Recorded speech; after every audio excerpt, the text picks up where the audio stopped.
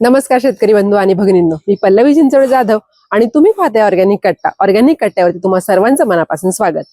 मंडळी, सध्या मी जर्मनीमध्ये आहे एका डेअरी फार्म वरती आणि या डेअरी फार्म मधल्या काही गोष्टी मी आज तुमच्यासोबत शेअर करणार आहे. आता डेअरी फार्म म्हणजे पशुपालन हा खूप मोठ्या प्रमाणावरती व्यवसाय जर्मनीमध्ये केला जातो. इथे एकेका फार्म वरती साधारणपणे कमीत कमी 100 पासून तर अगदी 1000, 2000, 2500, 3000 पर्यंत जनावर ही एका फार्म वरती असतात. आता एवढ्या मोठ्या जनावरांचं व्यवस्थापन हे कसं केलं जातं, यामध्ये जे काही शेण आणि गोमूत्राचं व्यवस्थापन इथं कसं केलं जातं हे अगदी थोडक्यामध्ये मी तुम्हाला सांगणार आहे. आता बघा, मी ज्या फार्म मध्ये उभी आहे आता, तर त्या फार्म वरती आहेत 1000 जनावर. आता हे 1000 जनावर सगळे एका ठिकाणी नसतात, त्याचे ग्रुप केले जातात. साधारणपणे 200 म्हणजे 180 किंवा 200 पर्यंत जनावरांचा मिळून एक ग्रुप केला जातो. आणि या ग्रुपमध्ये एक ग्रुप म्हणजे काय, तर एक शेड त्यांना सेपरेट दिले जातं. एक पूर्ण आता हे जे काही मागे दिसतंय तुम्हाला, तर हे पूर्ण शेड त्या ग्रुपसाठी असतं. मग त्या शेडमध्ये काय केलं जातं, त्या तेवढ्या 200 जनावरांसाठीची पाण्याची व्यवस्था असते, त्यानंतर त्यांचं शेण गोमूत्राचं व्यवस्थापन असतं, त्यानंतर त्यांचं खाद्य, हे सगळं त्या ग्रुप पुरतं हे वेगळं असतं.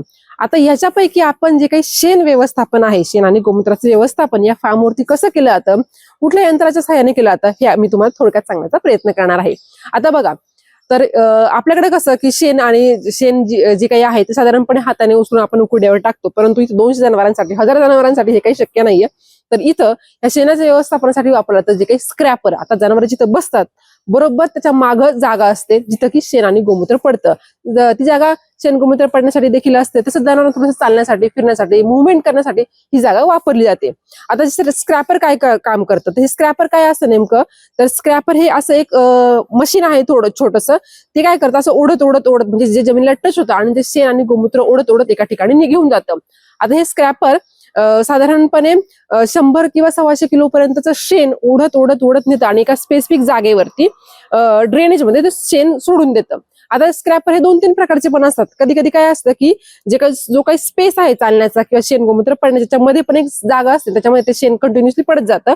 आणि काही ठिकाणी हे स्पेसिफिक अंतरानंतर ड्रेनेज केलेलं असतं, म्हणजे छोटीशी जागा असते, त्याच्यामध्ये शेण गोमूत्र हे ऑटोमॅटिक पडतं. आता एखादं जनावर आजारी आहे आणि ते जनावर त्या जी काही शेण गोमूत्र पडण्याची जागा आहे त्या स्पेसमध्ये ते बसलंय आणि स्क्रॅपर आलं, तर स्क्रॅपर काय करतं, ते जनावर पुढे ओढत नेत नाही, ते स्क्रॅपर त्या जनावराला टच होईल आणि ते पुन्हा मागे जाईल.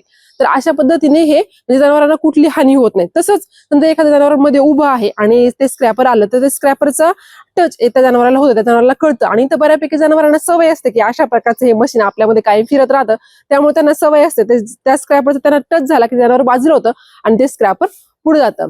तर अशा पद्धतीने अगदी म्हणजे खूप काही असं मोठं मेकॅनिकल ह्या मशीन मध्ये वापरलेलं नाहीये. तर ते स्क्रॅपर हे जनावरांचं शेण आणि गोमूत्र पूर्णपणे क्लीन करतं. आता हे स्क्रॅपर कसं काम करतं, तर हे स्क्रॅपर वापरण्यासाठी म्हणजे हे स्क्रॅपर त्या जनावरांच्या शेडमध्ये साधारणपणे दर 2 तासांनी फिरत जातं.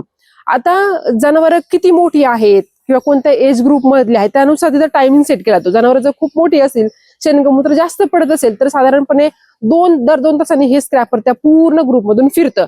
आणि जनावर जर लहान असतील, शेण गोमूत्र जर कमी पडत असेल, तर अशा वेळेस 3 तास किंवा 3.5 तासाचा टाइम सेट केला जातो. आता ते आपल्यावरती डिपेंड आहे की आपला दर किती तासांनी हे स्क्रॅपर त्या पूर्ण ग्रुपमधून फिरवायचं आहे.